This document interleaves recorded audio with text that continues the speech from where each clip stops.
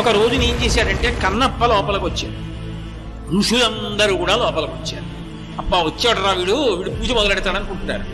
అనుకునే లోపల శివుడు ఒక సంకల్పం చేశాడు. వెంటనే దేవాలయం అంతా కదలడం మొదలెట్టింది. భూకంపం వచ్చాడు. పెద్ద పెద్ద బండలు పైనుంచి కింద పడుతున్నాయి. అందరూ బయటికి పారిపోయారు. కన్నప్ప ఒక్కడేం చేశాడంటే శివలింగం వంక చూశాడు. శివ, పైనుంచి బండలు పడుతున్నాయి, నీకు భయం లేదు, నువ్వు లేవవు నాకు తెలుసు, కానీ ఏదైనా బండ పడితే ఎంత దెబ్బ తగులుతుంది నీ తలకి? ముందు నా నడుము మీద పడిపోవాలి, నేను పోయిన తర్వాత నీ తల మీద పడిపోయినా నాకు అభ్యంతరం లేదు, నేను ఉండగా నేను చూడలేను. అందుకని శివ, నిన్ను నేను కాపాడుకుంటానని గబగబా వచ్చి పానవట్టం ఎక్కి శివలింగం మీదకి పెట్టి చేతులు అటు పెట్టి వంగున్నాడు శివలింగానికి. శివుడు ఒక్కసారి దేవాలయం అంతా నిలబడేటట్టు చేశాడు. ఏమైందని ఋషులందరూ లోపలికి వచ్చారు. కన్నప్పని చూశారు. వాళ్ళకి అర్థమైంది, ఇది కన్నప్ప. మనం కాదు పూజ, ఆయనది పూజ.